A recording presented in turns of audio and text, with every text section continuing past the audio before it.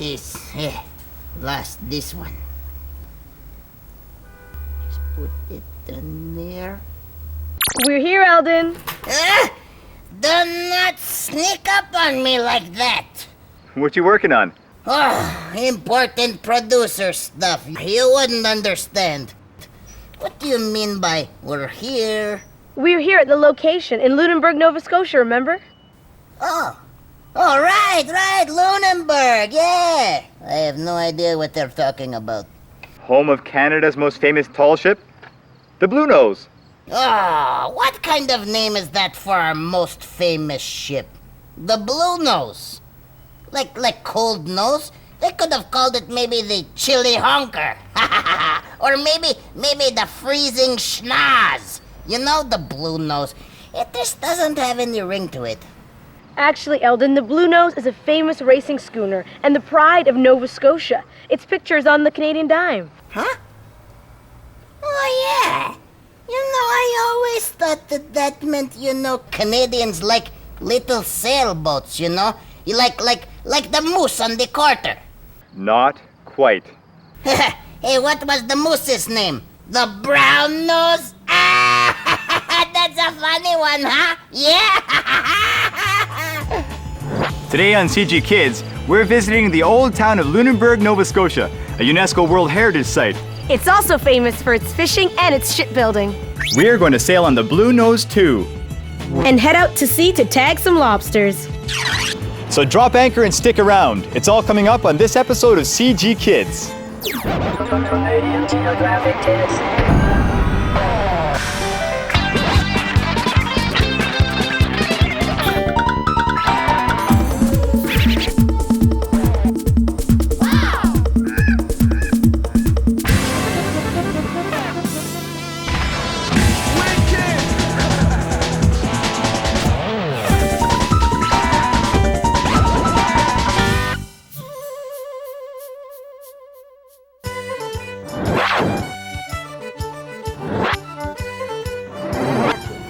This is beautiful Lunenberg, located on the southern shore of Nova Scotia. In 1995, Lunenberg was declared a UNESCO World Heritage Site because of its cultural importance and architecture.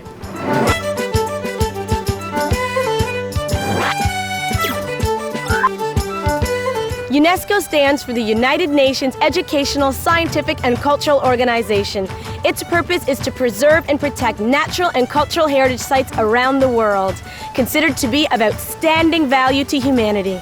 Lunenberg was declared a UNESCO World Heritage Site because it's the best surviving example of a planned British colonial settlement in North America. Lunenberg is an ideal port and shipbuilding center because its harbor is ice-free all year round, and it has a small tidal range of 1.6 meters. Since it was established in 1753, it has retained its original layout and appearance by preserving the wooden architecture of the houses, some of which date from the 18th century. St. John's Anglican Church, also a National Historic Site, is one of the oldest structures in Lunenberg, dating back to 1754.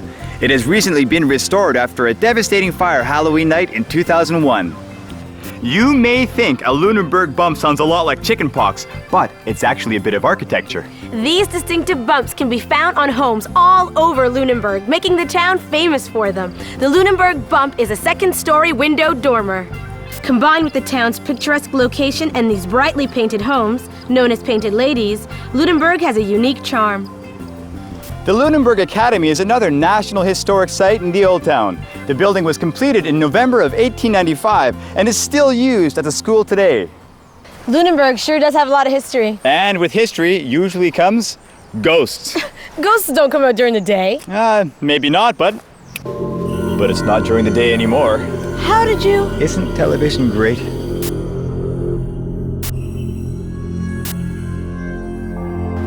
We are in Hillcrest Cemetery in Lunenberg, Nova Scotia, and we're about to meet with some locals that are going to tell us some very interesting ghost stories.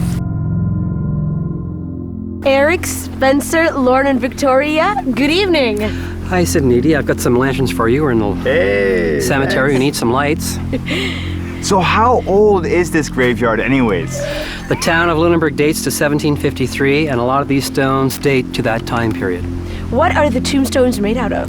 The first ones, they would have used blue slate, which is local to the area, wood, naturally, and in later years, wrought iron, granite, marble, and sandstone.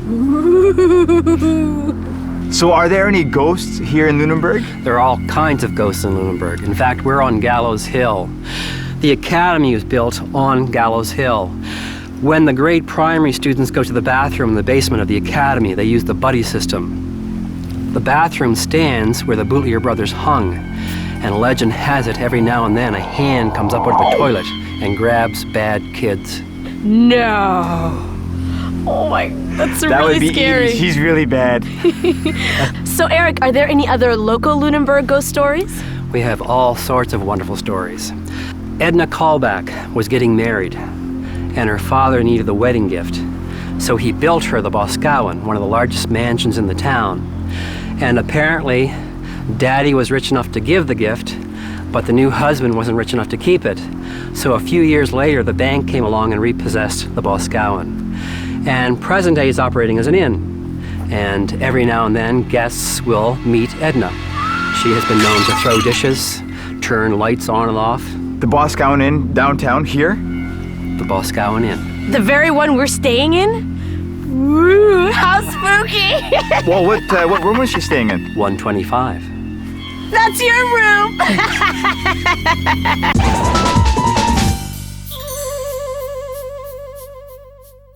Lunenberg is known for its architecture, its fishing, and its shipbuilding. But when it comes to Nova Scotia, you can't forget to mention the lobster.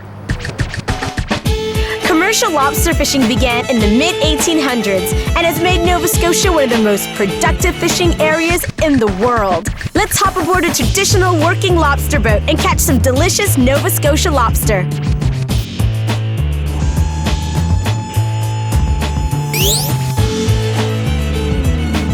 This is what we call a buried female lobster with her eggs. Female lobster can lay 10 to 100,000 eggs. Only 1/10 of 1% survives. Carries them under her tail for 9 to 11 months, then she releases them. They float to the surface. While they're on the surface, they'll molt 4 times.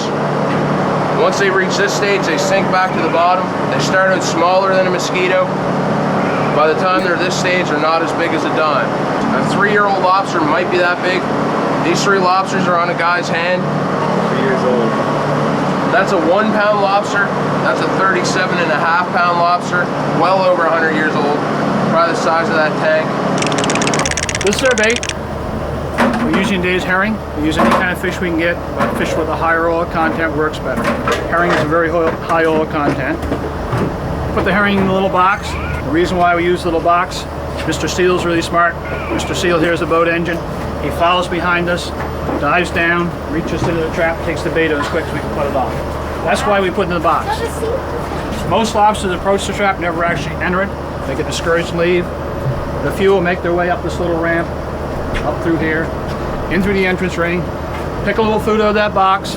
After they're finished eating, they'll move around. Certainly some will go out, but some will make their way up this ramp, through the slotted entrance. They move around the bottom, they move up this way. Yeah. They can get back out through here, but they find it difficult.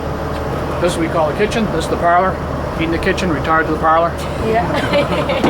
What are some of the things that you've caught in there other than lobsters? What have we caught? Yeah. We've caught starfish, all kinds of shellfish. We've had scallops actually go in the trap. Snow crab, green crab, rock crab. I actually caught a river otter in one time. Wow. Whoa.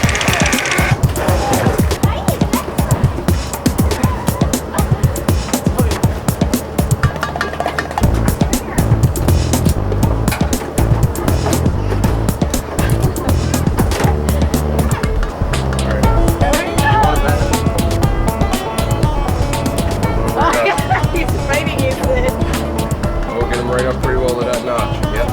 Okay. Right to that knuckle, remember? Oh, There you go, turn them. There you go. Oh, the professional.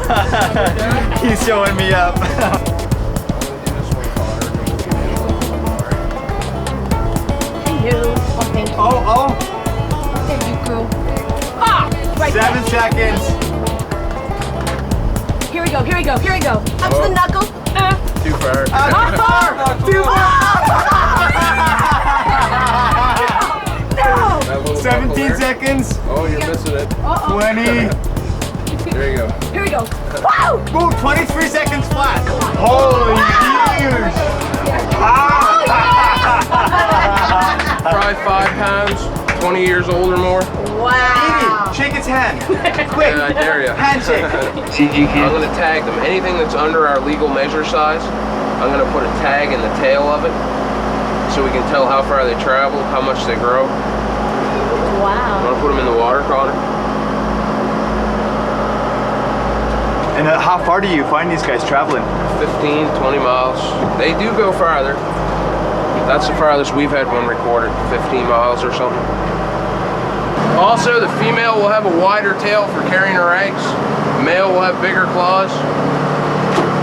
They have a scissor claw and a crusher claw. This one's really powerful. This one they're really fast with. Grab stuff and hold it with this, tear it apart with this. I guarantee you nobody here can take the bite of that lobster. It's unbelievable. If he closes his claw, I can't open it. Lobsters can have the crusher claw on either the right or the left. So just like humans, who can be left-handed or right-handed, lobsters can be left-clawed or right-clawed. Whee! This guy's doing the ab crunchers. Wow! How much did you get that? I would say that's a good strong I 8. freedom. You know.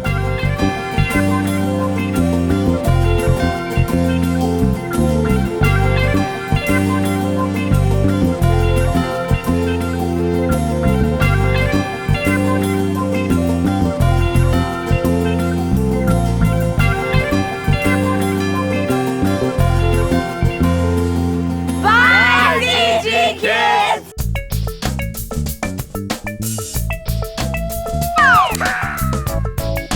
It's time for triviography. Today's question is, what is aquaculture? Here's a hint. It's not a word that describes how marine life relate to each other. What are you doing? Shh. Anthropology. I'm trying to study the small marine life in their own environment, get a sense of their aquaculture. And it isn't a way to improve the interior of a fish's home. I think this aquarium needs a little something, don't you? Feng shui underwater. All this place really needs is a little aquaculture, if you know what I mean. So what does aquaculture mean? We'll tell you later in the show.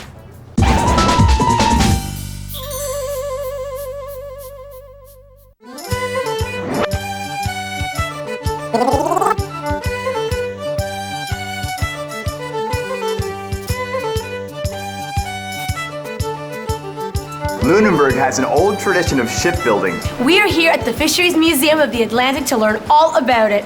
From Ralph and Courtney. Hi, you guys. Hey guys. Hi, Sid and Edie. So how long has shipbuilding been going on here? The town was founded in 1753, and 6 months after the founding, they had their first shipyard. The sea was the highway. That's the way you were going to get anywhere. The people came here to farm, but within a generation turned to the sea and fishing. We actually have a boat under construction down in our boat shop. Would you like to take a look? Absolutely. Let's do it.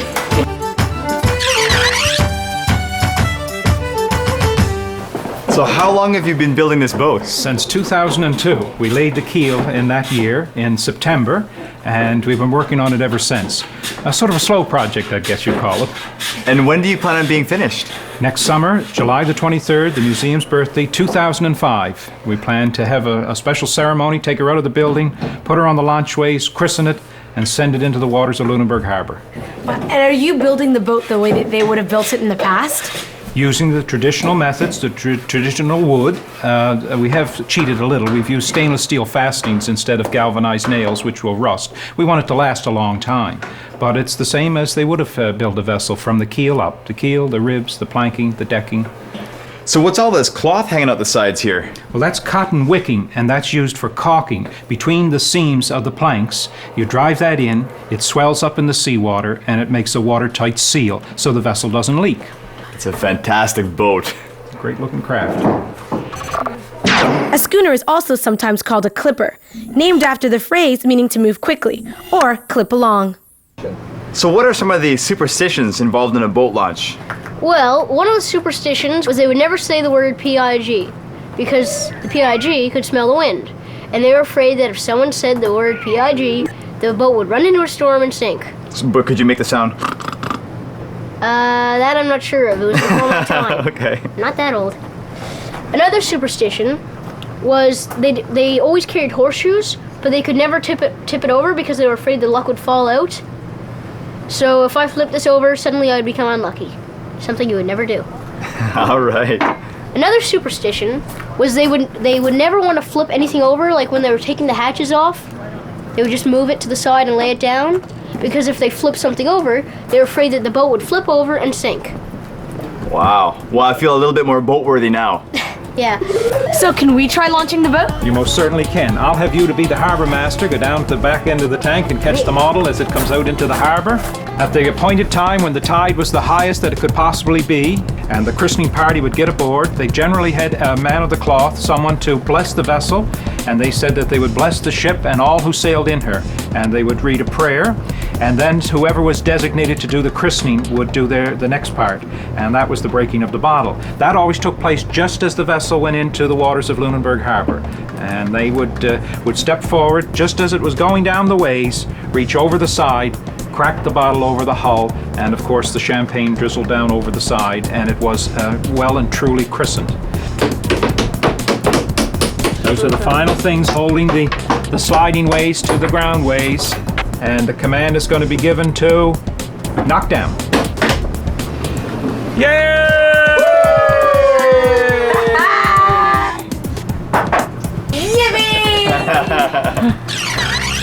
Oh, it's Eldon calling. Hey, Eldon. What do you think? Looks good, huh? What looks good?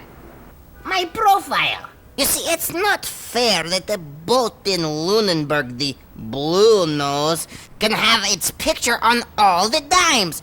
I want my picture on the dimes. You want to replace the Blue Nose on the dime? No. No, that's our famous boat, the pride of Nova Scotia, blah, blah, blah. I'll just replace the lady on the other side. You mean Queen Elizabeth II?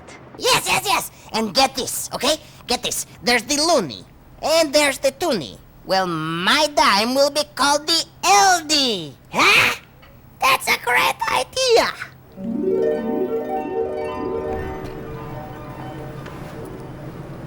Hey, it's an LD for good luck. It's only a loony. What? Why, that's just 10 LDs. What a deal. I'm gonna get one. I am brilliant.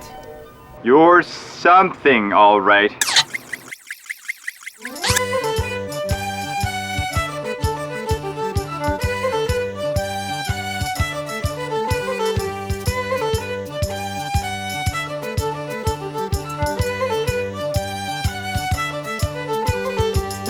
Ralph, where did the name Blue Nose come from? Well, it's been a term to describe Nova Scotians used since the late 1700s. Of course, the Nova Scotians were mariners, quite often out on cold weather. Today's not a very good example, but if they rode on the water in cold weather, they got blue noses. Another reason for the term is that we used to export a blue-skin potato, a type called McIntyre Blue. We used to send a lot of those to the U.S., and they used to make a lot of fun of us with these blue-skin potatoes. So it's been a term to describe Nova Scotians used for many, many years. Right now we're on the Blue Nose 2. What happened to the original Blue Nose? Well, the original Blue Nose was sold from here in 1942 and was used as an inter-island trader in the West Indies. Used to carry freight of everything from coconuts, rum, dynamite, molasses, and while entering a port off the south coast of Haiti in January of 1946, at night during a storm, it ran on a coral reef and was a total loss. It was on the reef for about 3 days, broke up and sank into deeper water. The crew, however, were saved. So why did they decide to build a second Blue Nose? The great interest in Blue Nose after the original was gone, they thought that would be it. But more and more people came to town wanting to find out the story of Blue Nose, wanting to see the people who'd sailed it. And in 1963, they decided to build a replica. Captain Angus Walters, master of the original Blue Nose, was actually drove the ceremonial keel bolt in the keel of this vessel when it was laid, and he sailed on the maiden voyage. Why is the Blue Nose considered to be of historical significance? Well, Blue Nose brought a lot of fame to Canada with its racing career against the Americans in the International Fisherman's Race Series. And she never lost a race in that series, beat the best that the United States could send up here. The blue nose first appeared on a Canadian 50-cent stamp in 1929 and has been on the Canadian dime since 1937. So was this boat built for working? Yes. Well, no, not this one, but the original Blue Nose. It was in order to qualify for the race, it had to have one full season of fishing on the Grand Banks. So it was fishing on the Grand Banks, bring it in, came to the fish factory, which is now the Fisheries Museum, and then it raced and won just about every race, and now it's on the dime. Isn't that pretty? Yep, everyone's got a picture. Is this Blue Nose 2, is it as fast as the original Blue Nose? Well, it's only been raced once, but yes, it is. If it was officially racing, yes, it probably would do the same as the original one. There's an old tradition that if you weren't getting enough wind, like today, they'd just throw a penny in and wind would come. Like the tradition was, King Neptune would be happy because of the money he's getting. He'd fill his treasure chest up, and then the wind gods would just blow. Give me wind. And more wind. No! You don't want to have a typhoon. You're gonna flip it over. Oh well. More wind.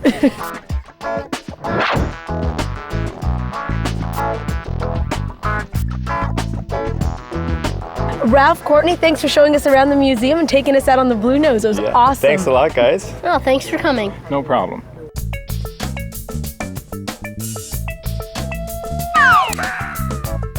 It's time to answer today's triviography questions. Today's question is, what is aquaculture?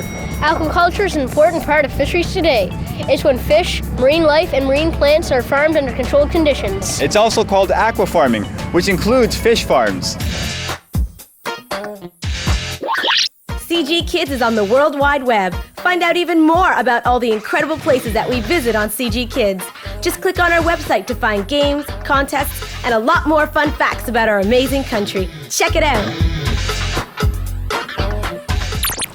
For a quiet little town, Lunenberg sure does have a lot going on. It's been a busy trip. I wonder what Eldon's been up to. Hello? The Canadian Mint? Yes, I want to talk to you about a new design for the Canadian 10-cent coin. Okay? It's called the LD. Alright? I'll fax my picture to you. I've got a great profile, okay? And make sure you spell my name correctly when you put it on the dime. Okay? It's Eldon, E-L-D-O-N, last name H...